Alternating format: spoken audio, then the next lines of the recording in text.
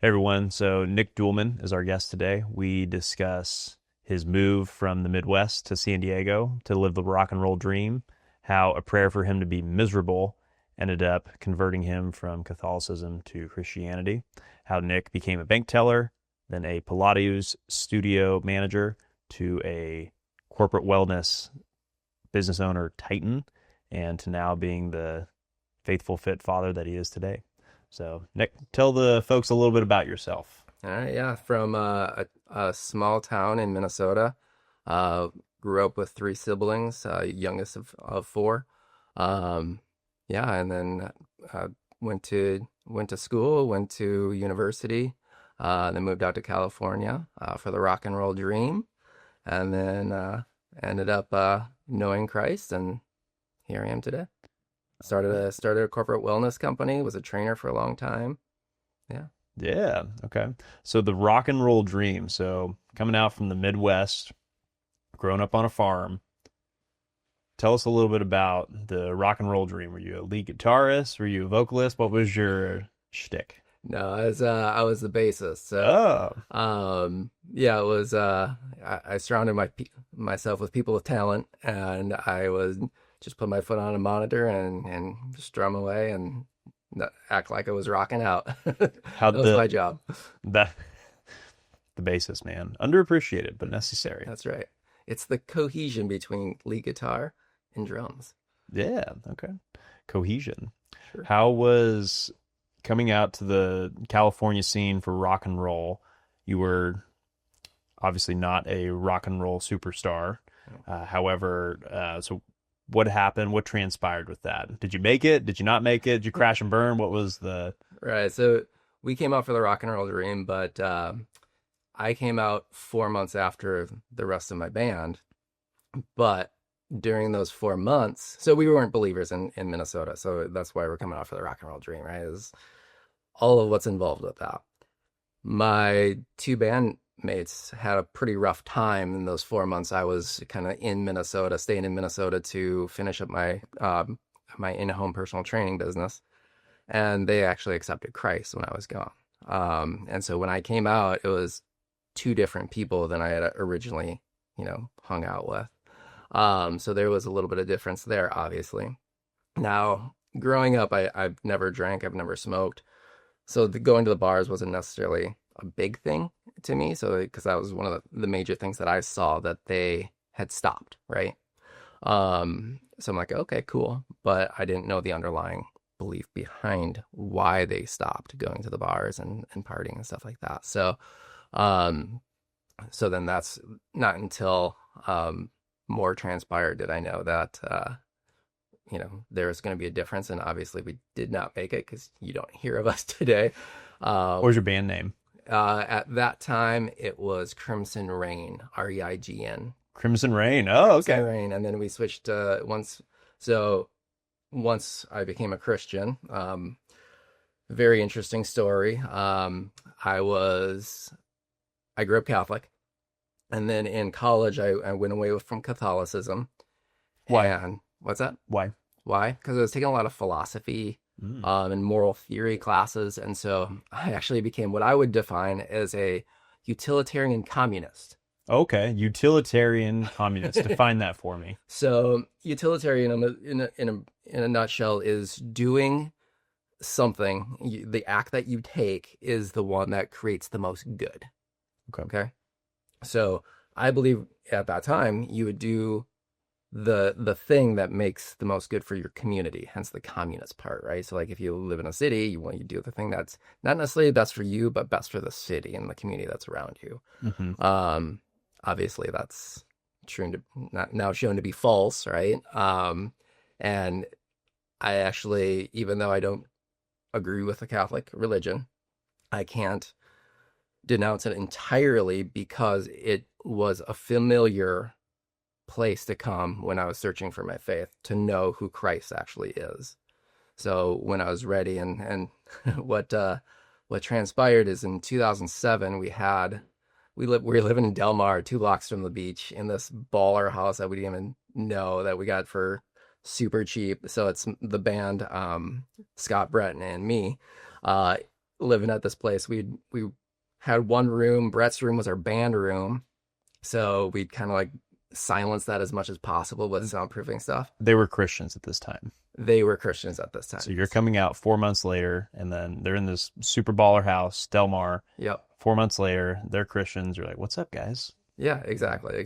So we're, but like life is pretty normal because from a day to day, Brett would even say this about me, is I looked more Christian than most of the Christian people he knew, just because of my lifestyle and the moralism that I was living by at that time. So yeah, baller house. Brett's room, he had the single room that was also the band room, so we'd cram the drums and all the stuff in there. And then Scott and I shared a room with a couple beds, and it was a lot of fun just playing rock and roll. But there was a fire in 2007. I can't remember which one of the fires, many fires out here in San Diego, but it was coming down the valley towards Del Mar. I mean, we walked to the beach and there's ash coming down on you. Which valley? Whichever. In LA or in like the San Penasquitos, the Rancho Penasquitos? I think it's the Rancho Penasquitos. That was the Scripps Ranch fire. Was it? It started out there and it burned a lot of homes. Okay. Yeah. I'm tracking. Yeah. Okay. So we'd go to the beach, we'd see ash falling down on us. You look at the sky and it's just like a blood red because of all the ash. And so it was recommended that we evacuate. So, we did. And thankfully their pastor at the time invited us all to come to his parents' house in Coronado. And so we went and we spent a few nights there, and every night the pastor, Matt Smith, and I would be, we talk philosophy versus theology. And so we just button heads back and forth. This is '07. This is '07. And you're a utilitarian communist still at this time. Exactly. Okay. Or else you could commonly call it a moralist, right? I just believe you do good, right? And if you do enough good, you're going to get into heaven. And so we're battling. And then the last night, I remember he said, "Hey, can I pray for you?" And to me, I'm like, yeah, sure. It's not going to mean anything, right? If God's not real, if the God of the Bible isn't real, then nothing will come of it. You can go ahead and pray. His prayer took me a little off guard. He prayed for me to be miserable until I accepted him. Again, took me off guard, but then I realized, I'm like, well, if this God is true, then things will happen, right? If not, no sweat off me. So we went, all right, thank you for praying, and we both went to bed. The next morning, my girlfriend at the time, that was back in Minnesota, or technically Wisconsin, called up out of the blue and broke up with me. So it's just like, okay. I remember Matt, he's like, see? Like, oh, one's a coincidence, right? We'll see what's going on. And at the same time, he challenged me to read the Gospels, Matthew, Mark, Luke, and John, and find errors in the Bible. I'm like, that's great. I'll find some inconsistencies. It's right up my alley. And so I was doing that. And fast forward, 2007 was also the recession from the housing market. Like, it was really hard to get a job. I moved out here with no job because we just went with the rock and roll dream. I couldn't get a job in training, which I had done for 3 years up until that point. You had your own business, in-home training business. I did have my own training. So I trained at a big box gym. Yep. And then they ended up switching ownership that I didn't agree with. So I went out on my own. And yeah, had my in-home training business, and then couldn't find a job training. And more about the fitness career later. So you're here, San Diego. You're in Matt Smith's parents' house, yes, because the fire made you guys evacuate from this baller house in Del Mar. Yep. And he's challenging you to read the Gospels. Your Yep. girlfriend's broken up with you. He prayed for you to be miserable. Yep. Girlfriend's broken up with you, and yes, can't find a job. Things are only getting worse. I'm getting into debt. Like, things are bad, right? And I'm a really big numbers guy. Like, there's something to know about me that helps with this story. Like, I always remember people's birthdays. I used to. And to me, it's the one day someone can call and say, hey, I'm thinking about you, right? So I would always just remember the dates of the birthdays. Some people say that I might be on the spectrum. I don't know. But so things are getting worse. I'm racking up credit card debt. I find a job at a bank. So I'm a teller at a bank. I'm like, this is great. Nothing against tellers. It's a great job, but not what I had planned on doing. Um, but yeah, so I'm reading through these gospels in my Bible that my priest of an uncle gave me for my first communion in third grade. In Okay. the Catholic Church. In the Catholic Church. Yep. So that's the Bible I had. So that was the Bible I was reading. And then, so the fires happened in October, I believe. And then, my birthday's November 29th, 11/29. So I'm reading in the scriptures and in the gospels, and then my birthday happens. And all 6 of my family members do not call me, do not acknowledge my birthday. And again, things aren't going well. I'm in a new place, away from my family, and nothing, crickets. And so I was a little upset, because that hurts. That stings, especially when I'm most of the time the first person to call them on their birthdays. And so I let them have it, and I'm like, I wrote a really nasty email saying, hey, I know you all got your families now, because I'm the youngest. Remember, they're all married at this point. If you don't want me in your life, just say it. Like, don't, this is ridiculous. Like, what are you guys doing? So, obviously a lot of follow up with that. They were like, oh, I'm sorry, missed your birthday, yada, yada, yada. Calls. I didn't pick anything up. I just I was upset. You're miserable. I was miserable. Truly miserable. Because it's like, like I said, new place, trying to find friends, have the 2 great guys, but it's just like no job, racking up debt. It's not great. And so I remember I was reading Mark 9:23. So anything is possible to one who has faith, which kind of defined like my thought process at the time, right? Anything is possible to one who has faith. I'm like, I can do it. Yeah, this is great. And so I'm like, okay. I'm comfortable. I'm reading the Bible. I don't have a pen. I'm gonna remember the page number so I can come back to that, circle it, really jot it down. So I'm like, and again, good with numbers. I look up at the page number of the Bible that my Catholic priest of an uncle gave to me in third grade. Do you know what that number was? 11/29. 11/29. You're reading this on your birthday. 2 days after. Okay. I think it was. Yeah, because it's and it was just like, okay, girlfriend breaking up with me. I can understand that. The things happening. Okay. My family forgetting my birthday. Okay. But then for God to say, I'm your father. I will not forget. This is the way I'm going to communicate to you. Oh, I'm just like, I don't know what I can do. Like, how can this be made up? How can this all be coincidence? I'm like, I can't argue with this anymore. Like, you made me the person I am to be able to see this moment. And so I'm stubborn. Took me a couple more days, but I'm like, all right, God, I'm yours. Take it. And then went to church that next day because I was going to the church with the guys.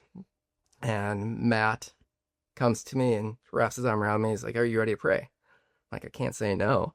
So then we prayed the prayer of that. And then my 2 buddies came and tackled me. And yeah, and then so far and so and then from there, just got wrapped up in the church. And we ended up coming here for the rock and roll lifestyle for ourselves. We ended up playing for the church. So we became the worship band for the church, which is a new church. I mean, Matt was the bassist for the band, so he would play and then he'd go preach. He was also the bouncer or greeter, and then so we were able to kind of take that role for him, and so that he could concentrate a little bit more on preaching. Um, and so yeah, we just rolled into to worship. So we took music that we were going to play for ourselves and now are playing for God. So Wow. What a what an incredible story, and how man's will, God orchestrates man's steps and how he leads us. And you came out here for the rock and roll lifestyle, and God must have a sense of humor, because you're prayed to be miserable, which truly you are. And then you see these things that are not coincidences, and truly you become the bassist for the church. It's just incredible. Got to make that makes me smile. I'm sure that makes everyone else smile. Thanks for sharing that, Nick. of course. So you talked about let's go a little bit of a different direction as far as your fitness wellness background. Yep. So we met in, I believe, 2016, 2017, and you were running your corporate wellness gyms, multiple gyms at the time, and you were incredibly instrumental in pushing me into this career path, which I'm on now, which has been such a gift. And so again, you see God's hand. '07, you come out here, you have this training business in Minnesota. You come out here, no training business, bank teller, and then fast forward 10 years later, you're running this gym. I'm a trainer now. We're talking later. It's crazy, the timeline. But talk to us a little bit. Let's start with a 1,000-foot view, how you view fitness, health, wellness, how you approach that. And so for our listeners, as far as folks who might not be familiar with the realms of health. For sure. So there's a model out there called the 7 dimensions of wellness. It's one of the things that in my training, I would focus on, and in the corporate health or corporate wellness side, I would also try to focus on, even though the style that we had was mostly focused in physical fitness. But as part of the 7 dimensions of wellness, I'm not going to name all 7, but there's obviously physical, there's vocational, there is spiritual, social, environmental, and a couple others. And so when I would train people, I would focus on trying to do all 7 dimensions of wellness if I could. Obviously, we're focused on the fitness portion, but also getting into the spiritual. As a Christian, I was able to witness to my clients and really try to push them in that manner of figuring out what they actually believe, and then challenging them on those beliefs, because I believe that's what we should be doing with all of the people around us. And I think it's how we get better as a people, as we keep challenging each other. But 1,000-foot view. So 7 dimensions of wellness is what I train by. And then as far as a corporate fitness provider is what technically we were versus corporate wellness. So we designed and operated fitness facilities in corporate gyms. And we would partner with real estate developers who were trying to get in top tier tenants like the Googles and the Apples of the world, versus necessarily working with the end employer. So yeah, got into that in 2011. I was managing a Pilates studio at the time. Learned a software called Mind Body Online, which is pretty popular now. So I was managing a Pilates studio on the side of personal training, and then one of the personal trainers got an opportunity to start corporate fitness gym for one of the real estate developers in town. But needed an operations guy. And so he leaned on me for running Mind Body, and we grew that relationship, and then eventually became business partners to build our company to, I believe we had 16 locations and 68 employees over three major urban areas. And then unfortunately COVID hit, and we had to lay off 68 people. It was a very tough part of our business. And then, but yeah, that's kind of where the journey started. And then we built it up, and then unfortunately had to let it go during COVID. That's a trial. How was that for your faith, going through that? You built this thing for years, spent a decade, almost nearly a decade of your life. Yeah. So, I mean, God has a reason for everything, and we don't always know it. I think part of it could be I was in business with a non-believer. That could be his his plan to get me out of business with him. It could have been his plan to be able to show my faith and my trust in the Lord through the whole process. I remember him saying, especially with a family, he was a good guy, but he'd feel for me because I had a family, but he also noted that he could see that I wasn't worried. And I wasn't freaking out about the situation of us losing entirely all of our revenue. So it was definitely a trial. I had to question, what God's will was. That was my main prayer of like, hey, your will be done, right? Because God's will always be done. But let me see it and let me align to it. And so the prayer was said often. That's all I could do is just to weather the storm, is just try to figure out what God's will was and go down avenues. And if he closed those doors, then go seek other ones. So, I eventually found a role outside of fitness that, it allowed my wife and family to us to survive, and it's a new career path for me, but one I quite enjoy. But yeah, it was definitely a trial. But again, knowing God's will be done, I just have to try to bend my will to His. So Wow, your life, just man, these trials, God uses them to break you, shape you, and mold you, and look at you now, still standing firm in the faith, and you're stubborn, truly, and he's made you that way. And to have, what's remarkable to me is you spend nearly a decade of your life growing this business, and then to have it all with COVID, as we know, nothing was in our control, especially in California. There was so many things outside of our control. There's hardly anything you could do as a business owner. Yeah. And to have it all and to have the wherewithal that's noticed by your non-believer business partner, to have the faith to not be incredibly worried, to be able to be resilient in that is just incredible. Respect. That's a man of God for sure. What's your approach? So you managed a Pilates studio. So talk to us a little bit about the differences between resistance training and Pilates. So the particular Pilates that I trained was basically strength training on a reformer. Oh, I like that. It's called Pilates Plus. So it's it was created by this like 6'4" jack dude, who's like, hey, this could be a great tool for fitness or for strength training.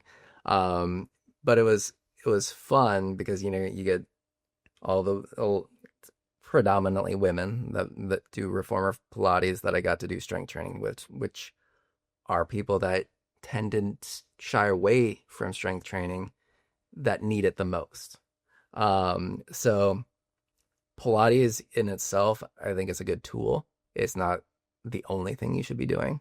But it was, again, the style I was teaching was and then managing. It was basically strength based, and it was great. I got to actually.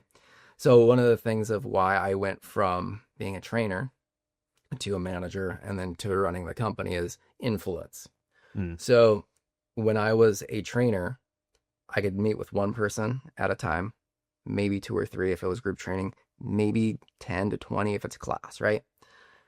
So I figured I'm going to start training more classes because that's the more influence I can have people and share the knowledge that I have. Because the whole reason I got into fitness, is my dad, my parents.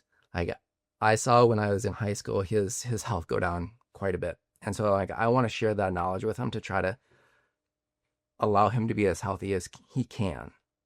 So then I became a trainer, and I'm like, okay, I'm going to show each one of these people to see how healthy they can become, right? To really expand their life and to allow them to live to the fullest. And then so the influence I have over one person, well, that's one at a time. Now, if I want to teach classes, now I can reach up to 10 to 20 at a time. And I can try to get my knowledge onto them so that they are able to live a better life on a day to day. And then hopefully they're going to tell people and just have it spread. And so then obviously as a manager and a teacher, so I was also I would teach the trainers. I would train the trainers on how to do this style of Pilates. So I would teach them all about the nuances of the muscles, as far as, if you internally rotate your femur when you're doing a lunge, you're going to hit your glute especially hard, especially if you bring your chest forward, right? So all the little nuances that I told you, that I taught you. Thank you, by the way. Of course, it's great. Yeah, it's going pretty good. Excellent. But the more people I could influence, right?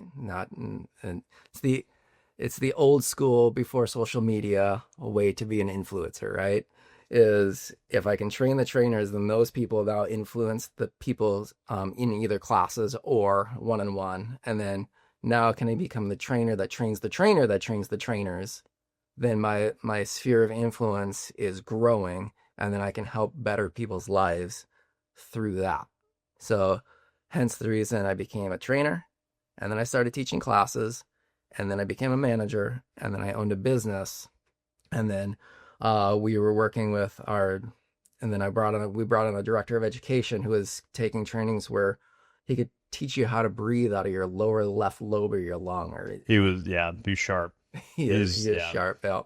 And so that way we can have him focus on that and help grow this ecosystem, right? That we are now training the trainers that train the trainers and just that affect people's lives. So that's the whole reason for the stepping stones that I took in my career, is that to grow that sphere of influence to help people's lives. Yep, truly. So. And I am a disciple of that 100%. And it's unfortunate that God did with COVID what he did, but as we talked about, he has his reasons his plans are better than our plans. And yeah, but thanks for going through that, Nick. So for our listeners, what should let's say they've just had a kid, or let's say they haven't worked out in quite some time. What should they do? Get back on, give them some bullet points. Yep. Fitness is all about routine and discipline. Okay? Routine and discipline. Now, I've had several people come up to me, like when I was a trainer, someone would say, "I'm not going to train with you yet. I got to get in shape to train with you." I'm like, I get that. Yeah. That's dumb. I'm here to help you so you don't hurt yourself and not be able to train with me. But start small. 15 minutes a day is fine. Do some squats, do some push-ups. Now there's a guitarist, his name's Tom Morello. Have you ever heard of him? Mm-mm. He is a famous guitarist for Rage Against the Machine. Oh, yeah. Audio Slave. Okay. I believe it was his story where he said he was in college and he just started playing guitar 15 minutes a day. 15 minutes a day. Never picked up a guitar before? Started playing, but he was 15 minutes a day, no matter what. Going to 15 minutes a day, and then he grew and eventually, turned to hours, and now he's one of the premier guitarists in the world.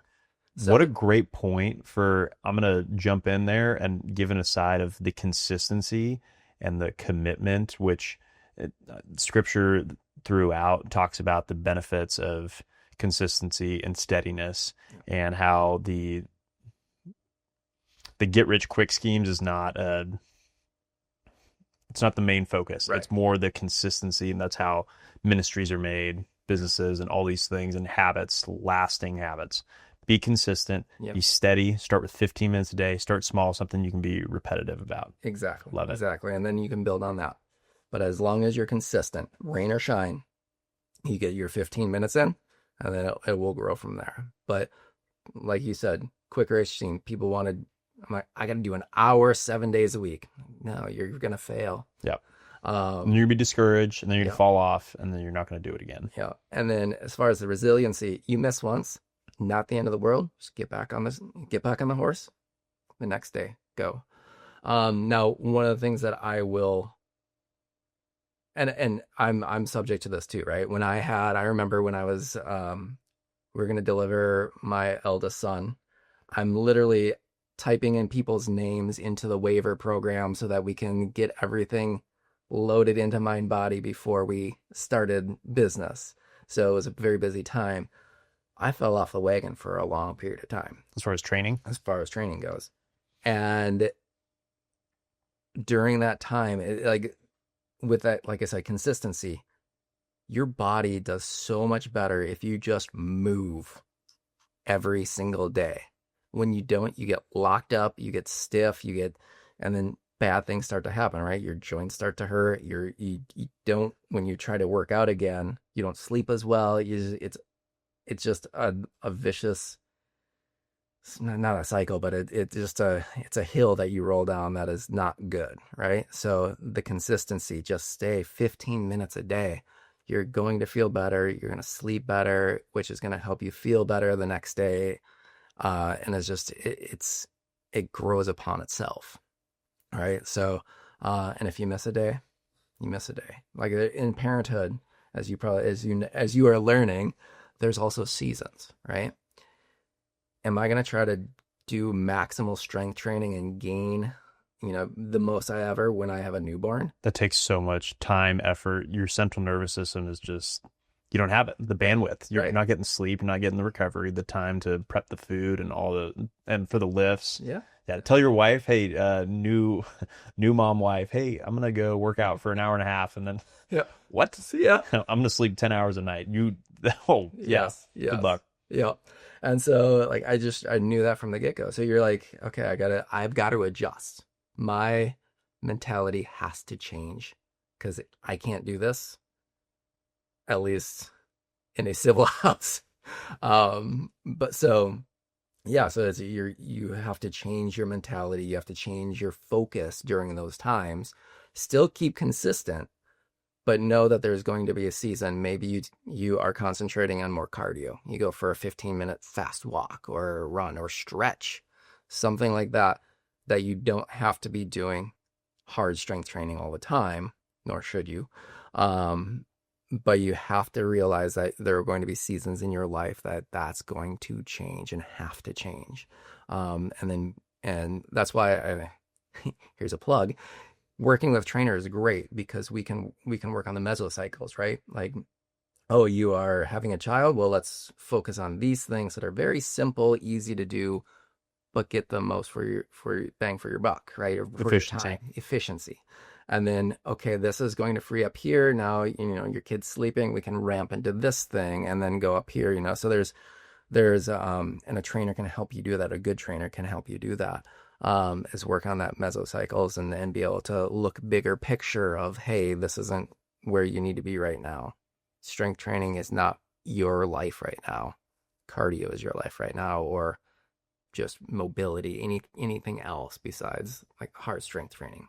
Truly. And that's to add on to that plug. So many, you mentioned mesocycles, the microcycles when you're one session at a time, mesocycles for the block, 4 to 6 week block, or however long the block is, the macro, which would be like a year for folks who might not be familiar. Yeah. However, my MO lately, it's transitioned a little bit, but especially when you're not getting a lot of sleep in the first 6 months of a newborn, is we're going to get in here, we're going to move around, we're going to feel good about ourselves. Perfect. That's a great attitude to have about it because, you're not going to break records. Like, you're not getting the sleep you have. Yeah. You need to break records, so you're just going to be stretching joints at that point. So, I agree with that. Absolutely. Yeah, that's the stressing joints, not good. Yeah, that's there's a different season, different time for each and everything. However, staying moving, staying consistent wins the day. Phenomenal for durable performance. Yeah. Awesome, Nick. So really quick, the difference between great lifts, bad lifts. Great lifts, bad lifts, your favorite movement and your least favorite movement. Okay. Well, my favorite movement would probably be deadlifts. Yeah. They're just fun. Straight bar, trap bar. I've been doing more trap bar lately. I'm getting older. My mobility's not great. Like I'm one of these guys that should be stretching However, my body produces a lot of force because it's tight, right? And I get a great stretch reflex, but I'm pretty tight, and I need to, as I age, that mobility is more of a key to me. I want to be able to tie my shoes. I want to be able to reach down, grab, and pick up my grandkids, and like my low back tightness is an issue. Yep. So I think knowing that, deadlifts obviously not great for the back, so I am starting to within reason. Yeah. Well, I'm just saying that it loads the spine, like Right. just like squats. Squats are load the spine a lot. You're still loading the spine in a deadlift, no matter what. Still love them. Don't get me wrong. I still do them, but I need to Super heavy deadlifts. How about super heavy deadlifts. Super, yeah, That's right. There you go. Yeah, we're going from Nick's going over 405 people. Over 400 is a heavy day. Light day warm up is a 315 for old Nick. So I am just trying to do a little bit more body weight, but have a mobility aspect to it. But my favorite, favorite lift would probably be deadlift. Least favorite lift that people do. Yes, or people do, and your personal. Okay, gotcha. Probably the least favorite I see people do, because they do it wrong all the time. Probably lunges. Yeah, forward lunges. Yeah. And it's just like, it's not great for your knee. It's not. I could probably have made a living just watch people do lunges and then teach them correctly. I know there's the knees over toes guy and stuff like that, but a lot of people just put so much strain on their knees from their movement patterns. I guess squats would be another one. Squat would be like people that don't use barbell. Any. Okay. So like, because a lot of people just do it wrong. Yeah, that's truly. That's so. In the gym, my business partner too, we would just kind of stand over and just watch people.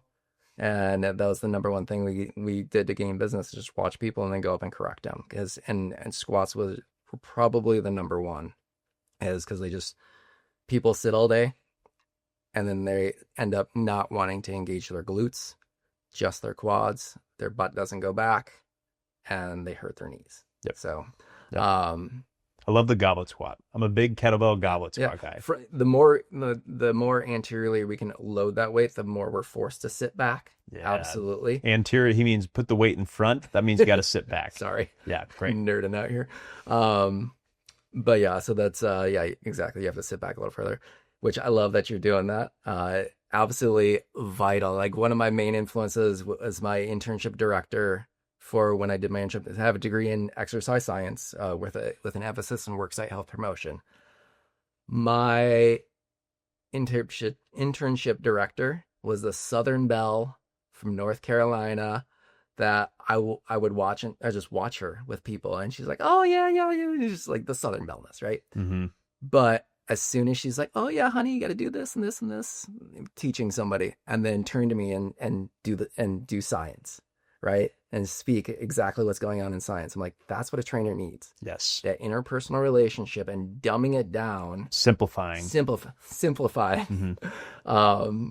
So that anybody can understand it in a few directions, and then know the background. So a lot of people will come in and be like, oh, that trainer is just, like they don't know anything. It's because they're not telling you all the stuff, because you don't need to know it. Yep. You need to know how to sit down and like you're going to the bathroom, versus, okay, you got to engage your hips and yada, yada, yada, The good trainers are able to throw a little bit of science in whenever it's needed. Exactly. You have to have a reason why. Yep. For every exercise you do, which is truly something that I took from Driven. Yeah. Dr. Vin. Yeah. I think that is truly what makes a good trainer versus a bad trainer, in your opinion. A lot of it's education, motivation.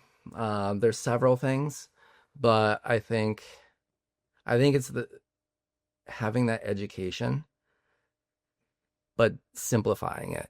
I think that's the most, like, the biggest key to a good trainer, is they can break down movement patterns and they do know their why. For instance, when I would train people, I always wanted to go into, nerd out a little bit, sagittal, frontal, and transverse planes. I would do exercise in every single one, because you move in a 3D movement or 3D world. So In other words, I would make them go straight on to the side and rotate. Okay. So, because again, when you're reaching down to grab a laundry basket or your kid, that's a multiplanar movement. So why would I have someone just doing bench press, squats, rows that are all in the sagittal plane? I need to vary it up, and you'll actually notice that people have a way harder time in those patterns because they're not used to them. And training in those planes will exhaust people pretty quickly. Dead bugs. Dead bugs. Well, one of the many, yeah. Mm-hmm. But like, yeah, just a lunge where I'm now going down to the ground, potentially over to the side, so it internally rotates my femur, like I was saying before, to get the glutes going on more. It just, like, it works so much more muscle because you're stabilizing and working in different planes of motion than your traditional strength, just your traditional movement patterns. Right. And stress off the joints. Stress out. Yeah. Within reason. Yeah. Why should Christian men work out? Is it important? Is it necessary? What do you think? It is important and necessary, yes. So, why? I mean, to house, for a lack of a better term, house the soul, right? You need to be strong to lead your family, and you can't be there for them if you're ill. That's the main way. Because I'm coming from where my dad was, and he retired. He worked very hard to raise us kids. When he retired, he didn't do much. Now he's made it 28 years after he retired. He's 88 right now. But as far as playing with the grandkids, as far as, and I don't want to disparage him. I mean, again, he was a great father. I don't think he knew what role to take after we were out of the house. But I think for a Christian man, you need to be there for your family, and you need to be all of those wellness components you should want to do, because and let me back up. Overall, you're representing Christ. So whether it be whatever you're doing, you're to do it unto the Lord, right? Physical fitness, intellectual fitness, spiritual fitness, social fit, like all of it, you're doing it unto the Lord. So as a father, I want to be there for my kids. I want to be the best that I can be because I'm representing the Lord. And so physical fitness is key because, hey, I got 2 boys. I got to be able to keep up with them. I want to be able to play with them. I want to be able to show them the things that I want to show them. My dad was like, he was older. He was 43 when he had me.